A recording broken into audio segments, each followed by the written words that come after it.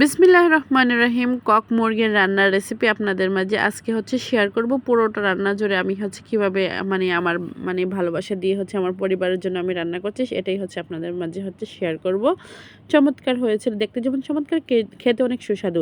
পরিমাণ মতো তেল দিয়ে দিয়েছি, এখানে পেঁয়াজগুলো একটু ব্রাউন কালার করে নিয়েছি। তারপর এখানে আদা রসুন বাটা অ্যাড করে দিয়েছি, তেজপাতা দিয়েছি, গরম মশলা, তারপর সব ধরনের মশলা যেগুলো আমরা খাই এগুলো সব দিয়ে দেবো। লাল মরিচের গুঁড়ো, হলুদ, ধনিয়া গুঁড়ো, স্বাদ মতো লবণ, সেই সাথে একটু পানি ছাড়া তো চলেই না। এখন যে পানি দিয়ে মশলাটাকে সুন্দরভাবে কষিয়ে নেবো। আর গরম মশলা এখন এই যে আমি একটু পানি দিয়ে সুন্দরভাবে জ্বালিয়ে নিচ্ছি। দেখেন কত চমৎকারভাবে আমি কষিয়ে নিয়েছি, আমার তেলগুলো বেশি উঠেছে আর মশলাটা একদম নিচে নেমে গেছে। এখন আমি মাংসগুলো অ্যাড করে নিয়েছি।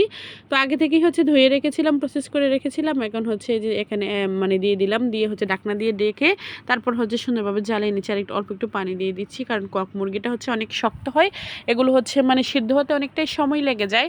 আমি ঢাকনা দিয়ে আমি ডেকে দিচ্ছি, কারণ এত বড় ভিডিও তো আপনাদের মাঝে শেয়ার করা সম্ভব না।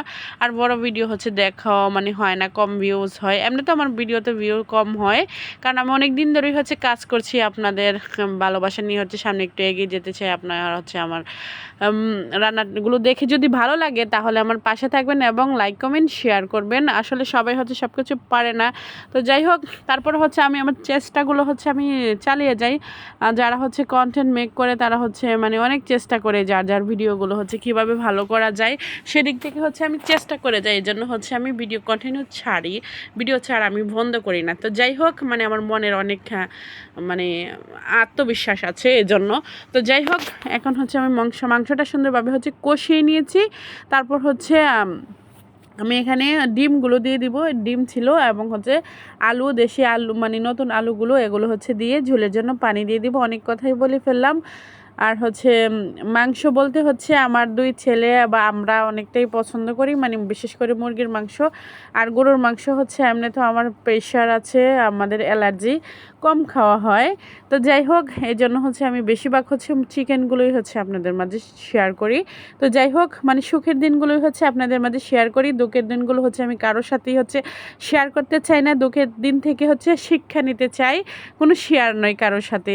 যাই হোক, এখন ঝুলের জন্য পানি দিয়ে দিয়েছি, দুধ জ্বালিয়ে নিচ্ছি। সবগুলো রান্নাই ভোর রাতের জন্য করা হয়েছিল। তো যাই হোক, ভাবলাম যে আপনাদের মাঝে শেয়ার করে দিই। আর এত বেশি বেশি ভালো ভালো আনকমন খাবার করতে গিয়ে আমি আপনাদের মাঝে শেয়ার করব। যা খাই তাই আপনাদের মাঝে শেয়ার করি।